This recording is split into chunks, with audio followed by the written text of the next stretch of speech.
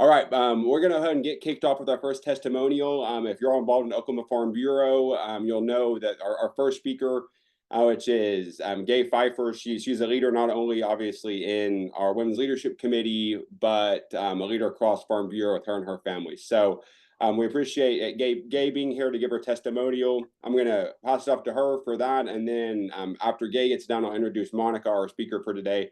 We'll go from there. So thank you, Gaye, for being here, and thank you everyone for joining. Thank you, Dylan. Like Dylan said, my name is Gaye Pfeiffer.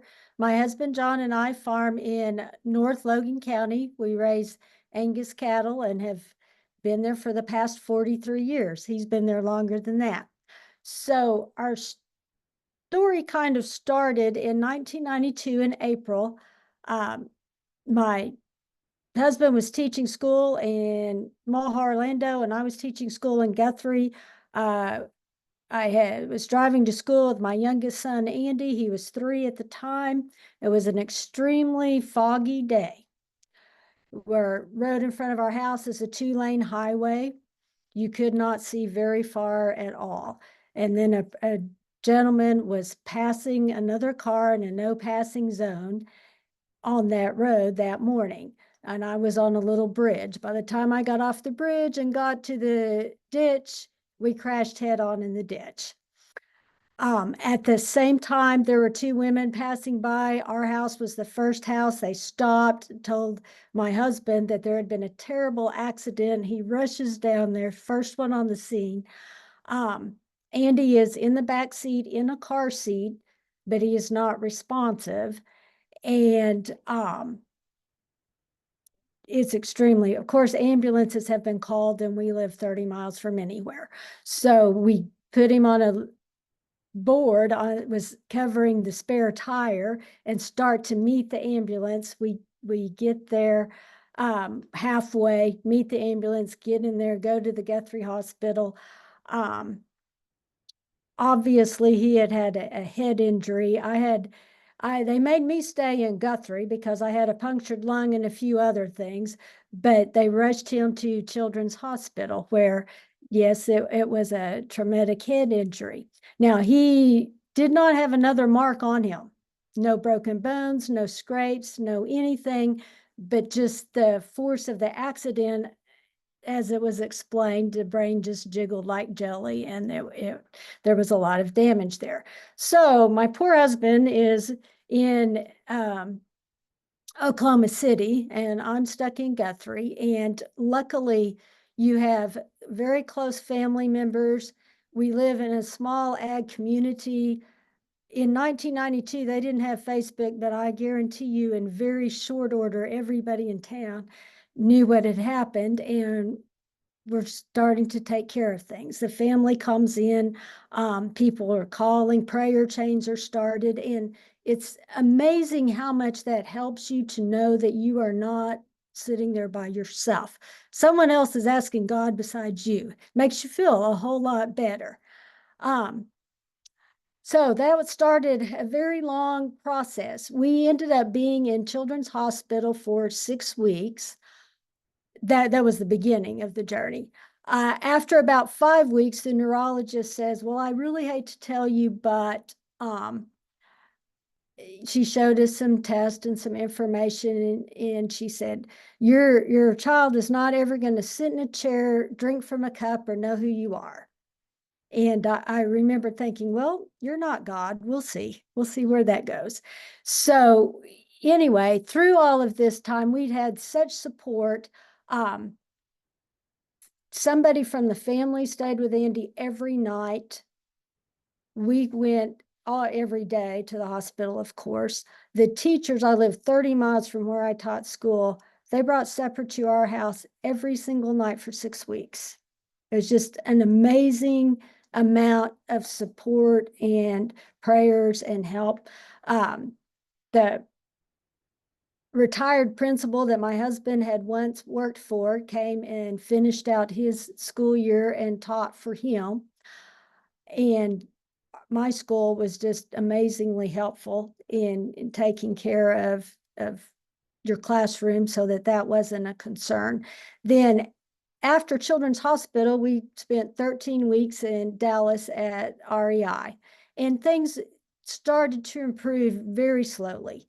But I will say that it is not like TV. We did not have a child that woke up from his coma and said, "Hey, Mom, what happened?" Everything was very incremental, slow process. We had a feeding tube. We couldn't eat. We weren't walking or talking, but there were signs that he was understanding what we were saying, and very slowly started to respond, started to move around. After 13 weeks in Dallas, we lined up some therapists, speech, occupational, physical, to be able to come to our home, and we head home. And we are thinking that we have made great progress and things are going well. And they were, considering where we started. But when we left Dallas after 13 weeks there, we still had a feeding tube. We could swallow very thick liquids only. We had, we couldn't stand, but we could move. We could raise our arms and hands, and we were starting to make sounds and starting to talk. So we were making progress.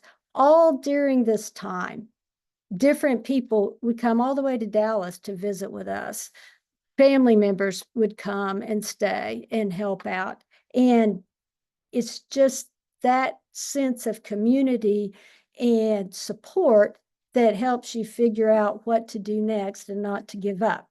When you're talking about relationships, the one thing that stands out, Andy continued to improve. He has deficits. He has some serious vision deficits, some motor difficulties, different things, but he is walking, talking, raising showed pigs in high school, gave a few speeches very slowly, but participated. The one thing that we could not get around was a driver's license. Everybody else is 16 and getting a driver's license, and that is not something that is going to happen. And so finally, you just have to say, all right, Andy, you're just going to have to be nice to people so that they want to take you places. That's the only way we're going to get around this. And, you know, it's an adjustment. It's a slow process, but you've got people around you that help, that do take you places and are friends with you, and you learn how to get along. So I can't say that everything ended up perfect and back to normal, but everything ended up well.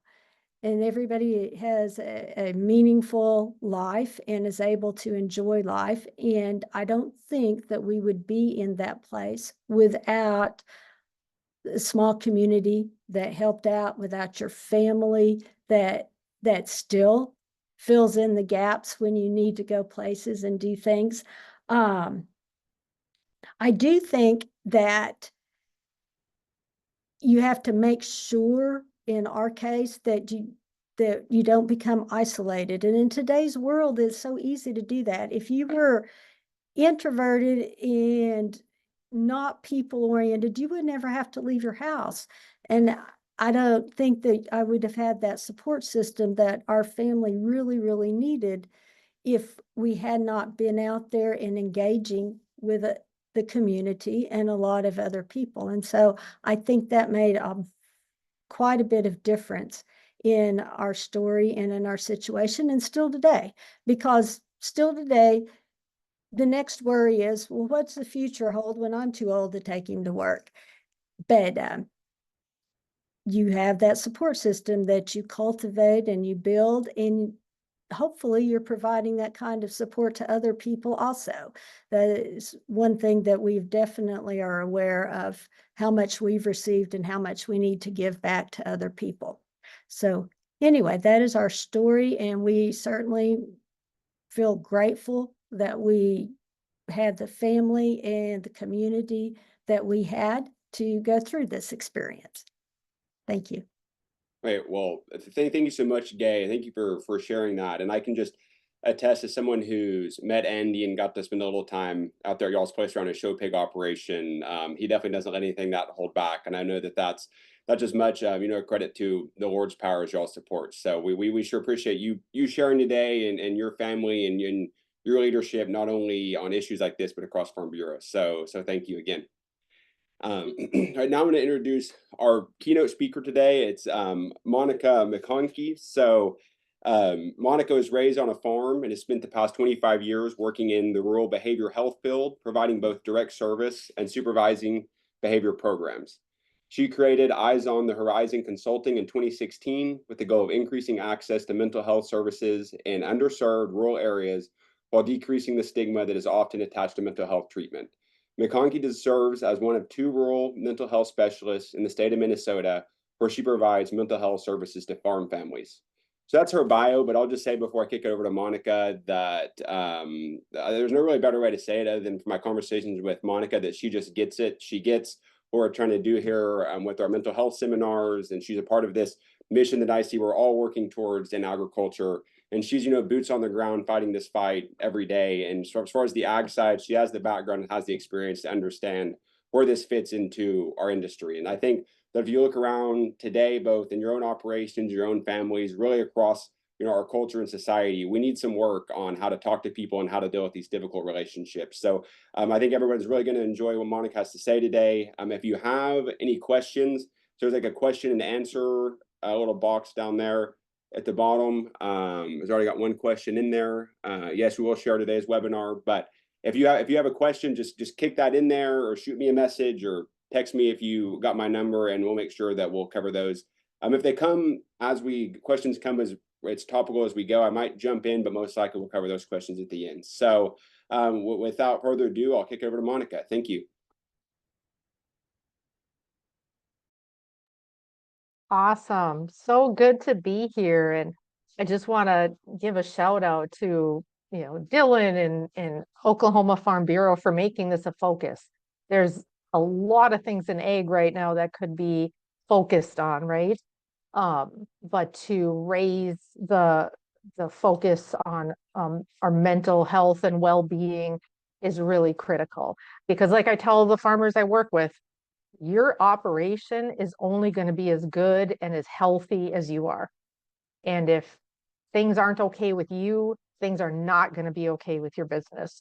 So if there's ever any desire to get help and you have a tough time doing it for you, do it for the family, do it for the operation that you've worked so hard to build and maintain. Gosh, Gaye, what an amazing, heartbreaking story of resilience that as you were talking, I was like, this is the perfect lead-in to a discussion about relationships and support systems, because obviously you all built those over the course of time and those people responded, especially when you needed the response. Looks like Dylan and I are in the same place. We are not. I am at a tech school though, a tech college, because I was leaving. I left one farm and I'm on my way to another farm, and this was kind of a point in the middle that I could stop and do the webinar. So I get the lovely plain brick walls behind me here too. All right, so much to talk about. But yes, I grew up on a farm. Like Dylan said, my family still farms in Northwest Minnesota. It's a 5th generation farm with my parents who are in their mid-70s, my brother who's right around 50, and then my son who's 22 is the 5th generation. So he gets to work every day with uncle and grandparents, and sometimes it's fine and sometimes it's not. And I will say, as an ag mental health counselor, the number one call I get from farmers, and I'm going to use the term farmer very generally here. So I'm talking farmer, rancher, male, female.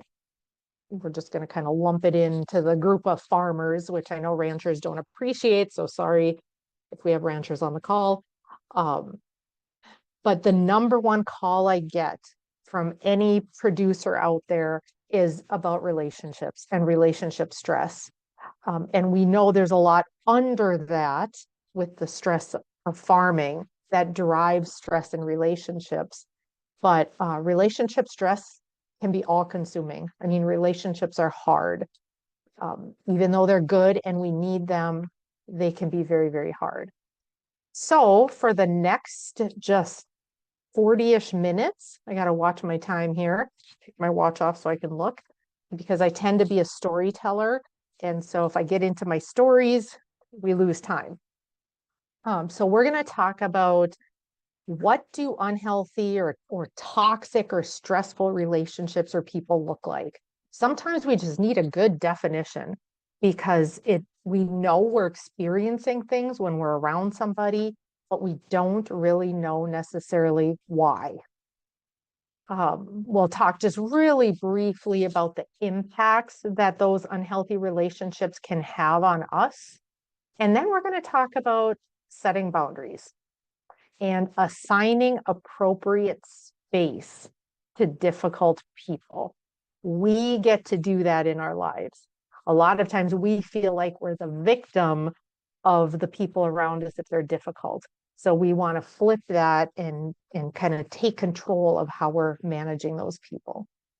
And then we're going to end with, what does a healthy relationship look and feel like? Interestingly enough, I have had to refer to this chart I'm going to show you, because sometimes when you are in an unhealthy relationship, or there's an unhealthy dynamic in your family or your operation, you need to have a visual of, you know what, it really should look like this. This is healthy. What's going on here is not good. But when we're in the midst of it, it's hard to see that. So we're going to jump in. First thing I just wanted us to start thinking about is all of the relationships that we have. You know, when we typically say relationship, we think friends and family, which I have down there, our parents or grandparents. Many of our operations are multi-generational. So there's 3, sometimes 4 generations kind of interacting on a farming operation. We've got in-laws, interesting discussion all on its own, right? Our spouse or significant other, if we have kids, are more like extended family with uncles, aunts, nephews, nieces, cousins. We have our siblings. Another great discussion is off-farm siblings and how that all plays out and interacts, especially when it's farm transition time, right? We have our hired help. We have the people we pay to come work in our business. We have farming partners potentially. And then we have all of the egg business and egg industry people we work with, our agronomists, our equipment dealers, our nutritionists. I mean, the list goes on, right? The folks at the elevator, marketing people, wide range of our crop insurance people, wide range of people that we have relationships with personally and professionally. And then we have things like the people in church, or the person who delivers our mail, our UPS driver, or, you know, there's lots and lots of relationships at play here. I love what Gaye said about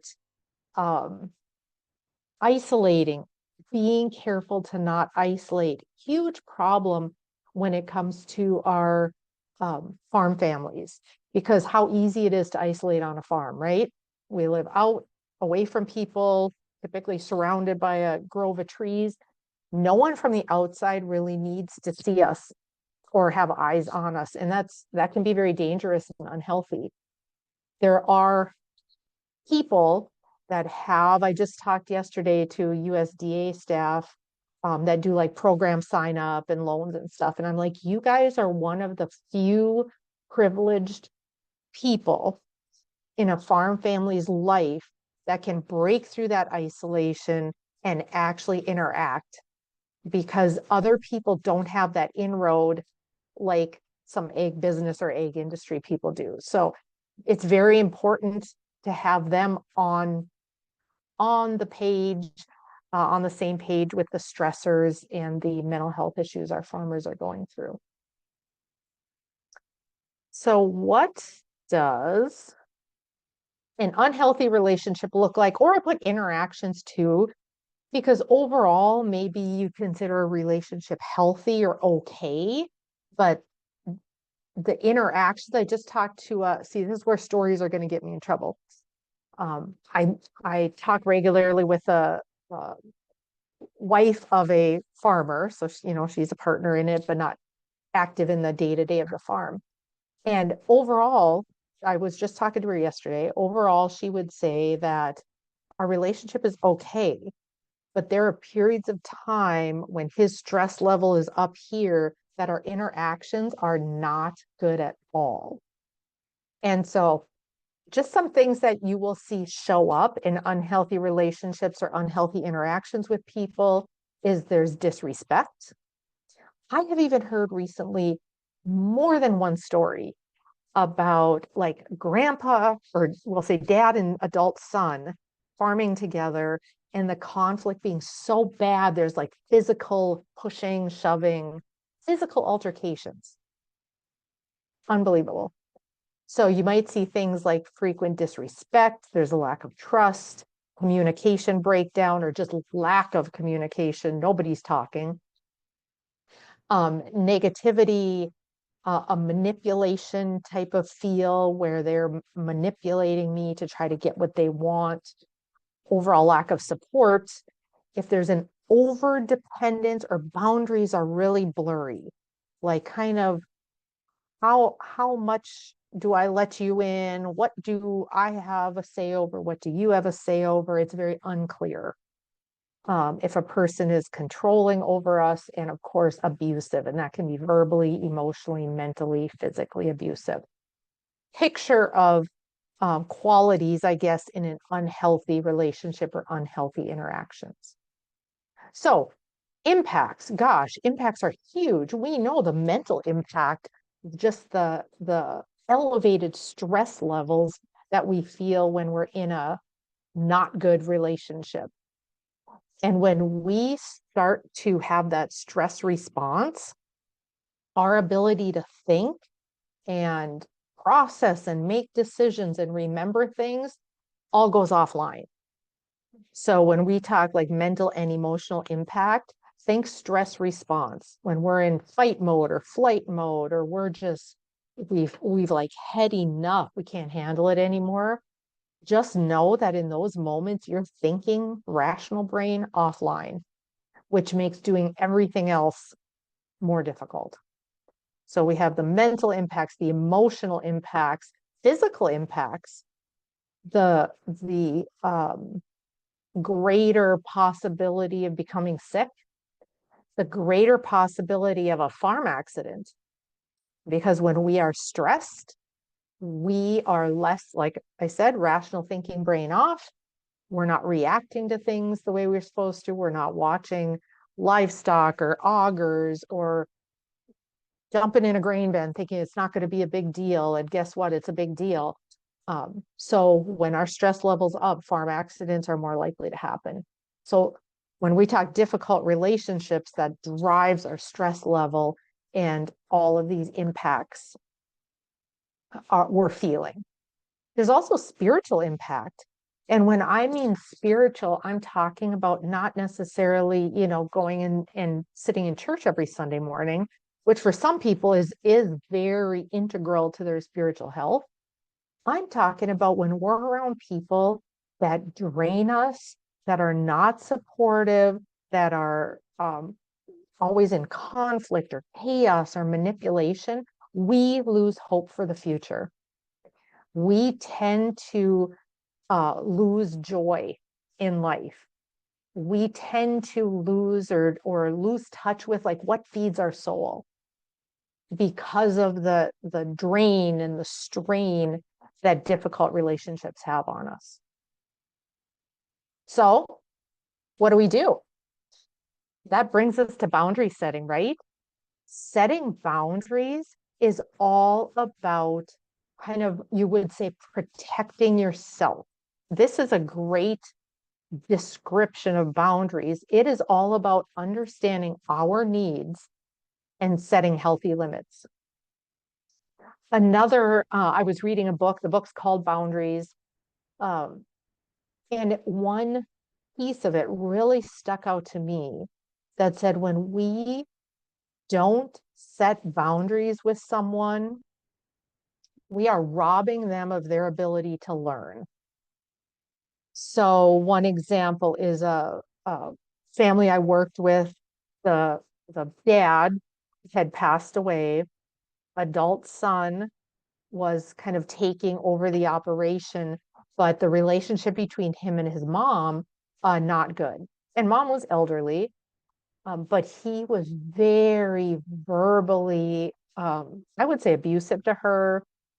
He would be insultive. He would blame her for the problems on the farm, for why did you and dad make those kind of decisions in the past? You should have done this. You should have done this. And she just took it. She just took it from him and didn't leave, didn't respond, just absorbed it until it was beginning to impact her health. I mean, physically, her health was being impacted by this abusive relationship. And so we talked about setting limits with her son, setting boundaries. It is not okay for him to speak in that way to you. It is not okay for him to be blaming you and be manipulative with you. She, well, I won't say couldn't do it.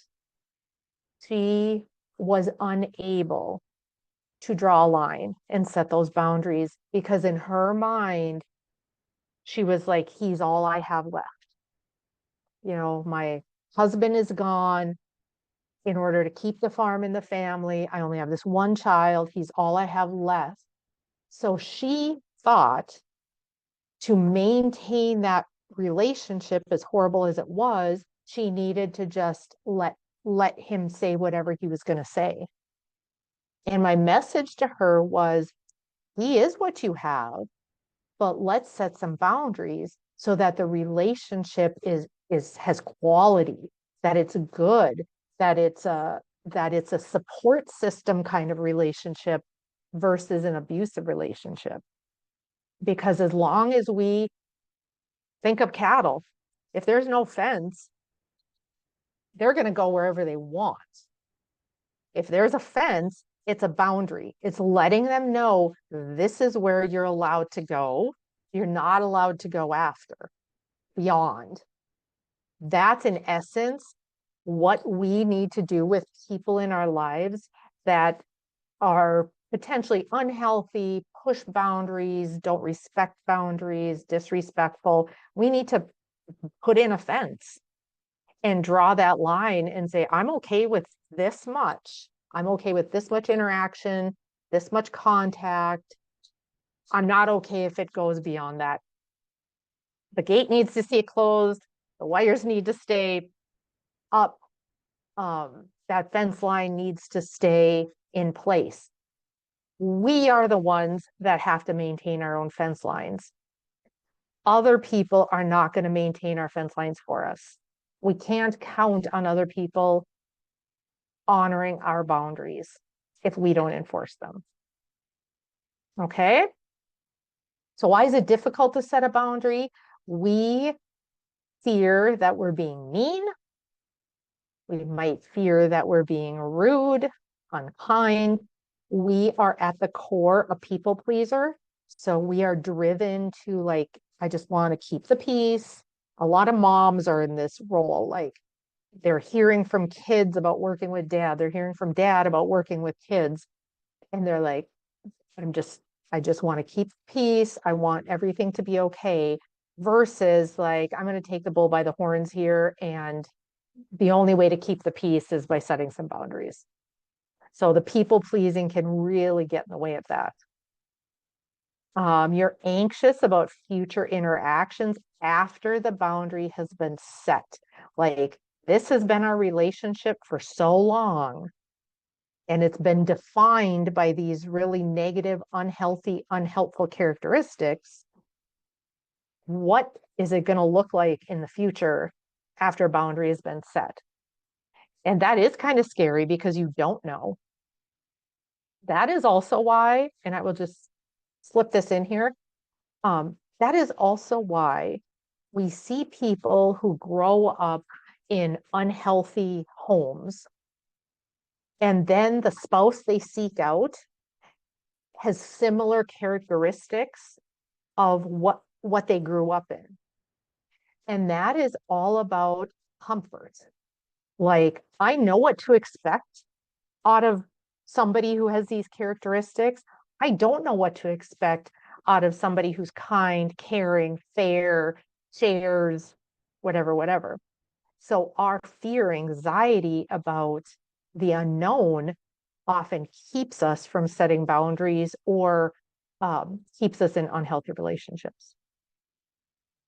Okay, we feel powerless and unsure if the boundaries will help. I hear this a lot with, well, I was going to say the younger generation on an operation, but there are also many older generation folks I work with that are intimidated by the younger generation. So if there's a power differential in some form or fashion, we may well feel powerless or think it's never gonna work if I try to set a boundary. They're gonna plow right over it. And we might hesitate to set a boundary because we feel like we're helping, and that's how we get our value. And I struggle with this just in my role as a counselor. Like, I will spend my time and extend my days and drive myself to exhaustion because it only works for, said dairy farmer to meet at 8:30 to 9 at night, but it's a 2-hour drive for me to get there. But I'm like, okay, I can do it because my value comes from helping others. Not sustainable. I've got to also be okay if I'm going to continue to help others. And this is an interesting one. It might be difficult because you yourself don't like it when people set boundaries with you. So you're feeling like other people are not going to like it if I set boundaries with them. And I hear this a lot in families where a boundary has been set with an individual and they're not happy about it, even though they've been working on boundary settings. So I just have to kind of point out, well, hey, they set a boundary with you. Let's honor that because you're trying to do the same thing with them. And you have no clue where to start. Things are so messy, so chaotic, so conflictual. It's like, I don't even know the first boundary to set. So those are reasons it might be difficult. Oh, one more, I guess. Maybe two more. Nope, one more. You believe you can't have boundaries in certain types of relationships. Sometimes people feel like they can't have boundaries with a spouse, or they can't have boundaries with their parents or their kids. You can. You absolutely can and should. So, all reasons why it might be difficult. So, let's talk about how to set boundaries. Setting boundaries are done in the same 4 ways we talked about the impact of unhealthy relationships. So these are 4 areas that I always talk about and look at when we're just talking about how do we keep ourselves okay, like holistically, head to toes. How do we keep ourselves okay? We can mentally set boundaries by just strictly controlling how much we think about a person. Like, we are not going to give them our mental energy. We're not going to give them our time. This is not something that I'm willing to sacrifice. I have a lot of other stuff going on. Their temper tantrum this morning because of whatever. I'm not allowing to take up my mental space as the day goes on. So mental boundaries are all about, it's your thoughts, right? I'm not allowing myself to give this person my mental energy and my thinking space. Second is emotionally. Our thoughts drive our emotions. So when we're giving people space in our mind, we are going to be emotionally impacted by that. So setting boundaries emotionally, sometimes, as bad as this sounds, is like, I'm going to be indifferent to their unhealthy reactions. I'm not letting it get to me. I'm not taking it in. I'm not going to have an emotional response from their toxicity. I'm setting an emotional boundary. Physical boundaries, easiest. Those are the ones that, well, I should say sometimes easy. Physical boundaries are just strictly, I'm not spending time with that person. I'm not going to be around them. I'm not going to follow them on social media. I'm not going to spend time with them. This is really hard in families. I mean, I work with families who, because of unhealthy relationships, they don't get together at holidays anymore. Some grandparents don't get to see their grandkids because their kids are using grandkids as leverage to manipulate them to get what they want. So lots of difficult situations, but a physical boundary is just like that. That's like the fence, the physical fence, right? I'm not spending time with them. I'm not, if I do spend time with them, I'm making it short. Like sometimes heading into holidays, we're agreeing we're only going to be there for an hour, we're leaving before things really get conflictual or chaotic. So physical boundaries is all about proximity, physical proximity, time and space. And then there's spiritual boundaries, which is a little tougher. We need to protect that because spiritual well-being is what gives us hope for the future. And when people are in a place of hopelessness, that drives isolation, it drives potentially suicide, it drives health implications. It is so important that we internally maintain some type of hope for the future, something that feeds our soul.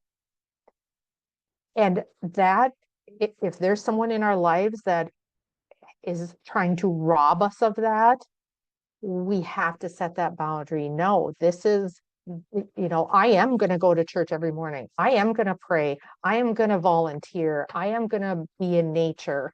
I am going to whatever, meditate, whatever you do spiritually that gives you hope for the future, that feeds your soul. You need to protect that from unhealthy relationships. So here are some phrases as our time is ticking by, because I could talk about this stuff forever. Helpful phrases are things like, I care deeply about you. I can't help with your issue. I'm not able to support you financially, but I'm willing to support you in another way. We need to reassess how we communicate because it doesn't seem like it's working for either of us. Thank you for asking, or thank you for your request. I'm not available. We spent a lot of time talking about family stuff, but it could be community, it could be church, it could be, it's coming at us from a lot of angles. Next one, I know you love me and want the best for me. I would like it if you supported me by listening instead of offering feedback. Saw a couple the other day, and the husband asked the wife, is this how did he put it? Is this a listening problem, or is this a problem solving problem? Like, where do I need to be? And what is my role in hearing you? Do you need to help me solve it, or do you just want me to listen? And I thought that was great. That was good. Put it out there. Another one that sounds very challenging. I would love to help, but it seems like an issue that should be handled by a professional. Or simply, that doesn't work for me. Doesn't work for me. And I can send a copy of these slides to Dylan for him to send out if that's helpful. So this is the chart I was talking about that really identifies and encapsulates what a healthy relationship should look like. Obviously not 100% of the time, because we're human and we're going to have bad days and moments and the ball's going to get dropped. But overall, this is the foundation upon which a relationship should be built, starting with respect, mutual respect. And I won't read through all of this just because of time, but there's accountability. Like, I'm I will say when I'm wrong, I'll admit mistakes, accept responsibility. There's safety. So I feel safe around this person, honest, open communication, supporting each other, cooperating, and trusting. So those are the components of a healthy relationship. The last thing I want to talk about is, and I use the bus as an analogy, and I'll kind of close out with this and then we can open it up for questions, comments. I want you all to imagine that you have a bus. It's your bus, you're the driver. You choose who's on your bus, you choose where they sit. So the people on your bus are all of the people in your life that you have relationships with. So think about that list we talked about in the beginning, all from family, friends, community, business, you name it. All the people in your life you have relationships with are on your bus, okay? Where you have them sit on your bus is all about the amount of investment that you put in them or that they put in you. So it is like this picture of really super healthy relationships, your closest relationships, you want them in your front seats. You want them to be accessible to you, you to be accessible to them. They're right there. It's the relationships Gaye was talking about after the tragic accident. They were her front of the bus people, right? Then you have your middle of the bus people where the relationship is fine. It might not be problematic at all. They're just not as close. So maybe they're more acquaintances. Maybe you work with them. Maybe you go to church with them. You see them in the community. So they're there, but they're not front of the bus people. Then you have your back of the bus folks. These are people who are in your life. So you can't kick them off your bus. They're in your life, but it's an unhealthy relationship. So they're in the back of your bus, meaning you have set boundaries up around them, mental, physical, emotional, spiritual boundaries. They're in the back of your bus. And you can't necessarily kick them off your bus because maybe you're married to them.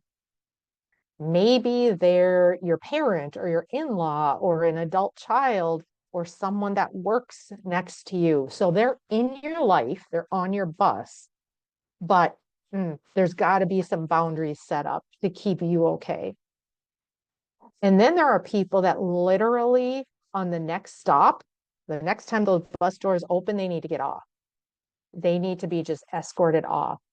These are people that you are keeping around in your life that really are not healthy for you to have in your life. These might be people you follow on social media that every time you look at their posts, you get irritated and you have this emotional response. Unfollow them. They're not helping you live the life that you want to live your purpose, to accomplish the things you want to accomplish, to be your best in your relationships. Those people need to come off your bus. What I typically see happening are the people that cause us the greatest distress, the most frustration, the most hurt. They are the people we allow to sit on our laps and drive our bus for us. We think about them all the time. We talk about them all the time. They get our emotional and mental and sometimes physical and spiritual energy. And they are driving our lives. When in reality, we need to put them in the appropriate seat or off and focus on driving our own lives and our front seat people that are going to be there for us when things like Gaye talked about happen. These are a couple of resources specific to Oklahoma. One I'm sure you all are very aware of, and that's oklahomafarmbureau.org, stress and mental health resources. The other is a link through Oklahoma State Extension. That's actually a little guide that you can access and print off or save. And it's a guide to local, state, and national mental health resources for Oklahoma producers. Again, you might be very familiar with these, but I just wanted to toss them out there. And you may be wondering, like, maybe the connection between relationships and mental health hasn't been made in the past. But when we look at all of the impacts on our life that unhealthy relationships have, it's okay to seek mental health help to deal with that. And like I said, that is my number one call from producers. So this is my contact info. At any time, feel free to call, text, email. I'm happy just to talk with you about what's going on and what are good next steps. So don't hesitate to reach out. So with that, let's open it up. Thoughts, comments, questions, something I didn't touch on that someone wants to touch on. Yeah, if thank you so much, Monica. If you all have anything, throw it in the Q&A. Now is the time to do that. I'll just kick it off. So I think thank you for that information. That was all awesome, and I think incredibly useful for all relationships, but just something that we've seen at Pear, and something that Farm Bureau's in the middle of, is there's this constant, the relationship between folks in the ag industry and outside of the ag industry. Mm-hmm. And so what we see is that it's like this. I think people think it's this, and to a certain extent, it is this struggle between, two like opposing forces that are fighting Yep. this fight. But in reality, what it is just a bunch of individual interactions with each other. Yep. So, just for example, we're dealing with an issue at Pear with wind turbines and county zoning in Craig County, and there's been a lot of community meetings that I've been at and spoken at, and there's been Yep. a lot of hard feelings between folks. And so what do you give any advice for folks that are going, it would apply to whether you're on either side, on how to handle those hard conversations, maybe with somebody that Yep. doesn't understand anything about your industry or where you're coming from, maybe to win them over as a friend and somebody that can understand rather than just a perpetual enemy? Yeah, great question, Dylan. And so pervasive right across our country. And farmers tend to be this, it's like a whipsaw. Like one day it's like, oh, thank you, you're feeding the world and we love you and appreciate you. And the next day it's like, you're killing us, you're taking our land, you're spraying for chemicals, you're poisoning our meat. And so it's like this, oh my gosh, where do we even begin to interact with people who don't understand? And a lot of times then we just avoid, which doesn't help either. But in a situation like you're talking about, or really any contentious situation where emotions are running high, where there's some stress involved, where sometimes there's some high stakes, we have to remember to keep ourselves calm and rational. Because again, like I said, if you think of it like a teeter-totter, we know teeter-totters, right? Don't know if they're still called that. I'm old, but seesaws, whatever. That if our emotions are up here, so if our emotional brain is firing, our ability to think and be rational and problem solve greatly diminished. That's built into all of us. And there's reasons for that, which we don't have time to jump on. But whenever we're going into a contentious situation, we need to really be in check with ourselves. Is my heart rate up? Is my adrenaline up? Am I in fight mode? Or can I be calm? Can I settle in and really come at this very objectively and openly, listening to both sides? Because only when we listen and understand both sides are we able to participate in the discussion in a helpful way. Because we can hammer on our points all day long. But if that's all that's happening, and just look at our political divide, if all that's happening is two groups hammering on those points, where do we ever get to a place of commonality?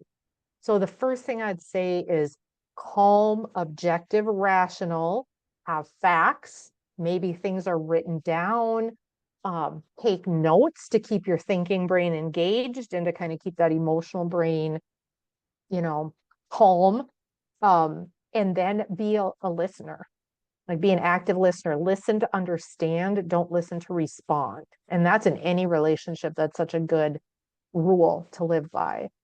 So that's what I would, what I would say when we're heading into those situations is we can only be responsible for ourselves. We're not responsible for other parties. And so if we feel like we're elevating emotionally, we may have to go take a little walk. We may have to take a drink of water. We may need to write some notes. We may need to just really try to tune out of our thoughts and listen to what's happening, versus having that emotional reaction. That's awesome. Thank you. I wrote that down. Listen to understand, not to respond. I think Yeah, active listening. If you do any searching on active listening, that's really all it's about.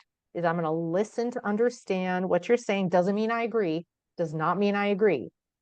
It means that when you're talking, I'm not already formulating my response, which we do all the time. So it's, yeah, listen to understand and hear, and then we can move forward speaking our truth or our side of it. great. Thank you so much. Yeah. Any other questions out there? Well, we're getting close to 1, so we'll as we wrap up here. If you got any questions, I said throw them in there. I'm got it up here, so if they pop up. But I just want to thank you, Monica. That was awesome, and I think that there was just a lot of really practical. There was as you and I have talked, through this process, that there's when we're talking about these issues, there's both the like awareness of mental health issues and how to handle that more broadly, and then there's very specific like practical tools that we need to in this case manage the relationships that are contributing to that. And so I think we got a lot of really good practical resources today, and I appreciate you sharing, and then sharing your contact information. This for everyone on here, if you heard some, you want to send it to somebody else or watch it later, or if you got somebody that could use this information, this will be recorded and put on the Farm Bureau website. And so we'll also put your those resources up there as well, Monica, as well as your information. And so if you all have if you people that are on here that are all the Farm Bureau know how to get in touch with folks at the state office or myself, if you can't find Monica's information on the website, we can connect you all. But yeah, no more questions. I just want to thank you all for joining, and thank you, Monica, for taking the time and for sharing this information today, but also the work that you do, not only today for us, but in this sphere more broadly, and in Minnesota is fortunate to have you up there. If you ever, I know your family's up there, but if you ever run some warmer weather and move further south, let us know, because I think Oklahoma could use certainly a rural mental health specialist. Yeah. Well, let me know if there's anything I can do to help out. Well, yeah, and thank you all so much for joining. And we just want to plug our next webinar is Friday, October 4th. It's at noon as well, and that's with Dr. Shannon Farrell. Most of you on the call involved in Oklahoma Ag or Farm Bureau or OSU, you know Dr. Farrell, and he's going to have a great program for us. And then we'll culminate at the state convention the second week in November with the program as well. So I look forward to seeing you all next month and then in November. And Monica, thank you again. Everyone have a great weekend.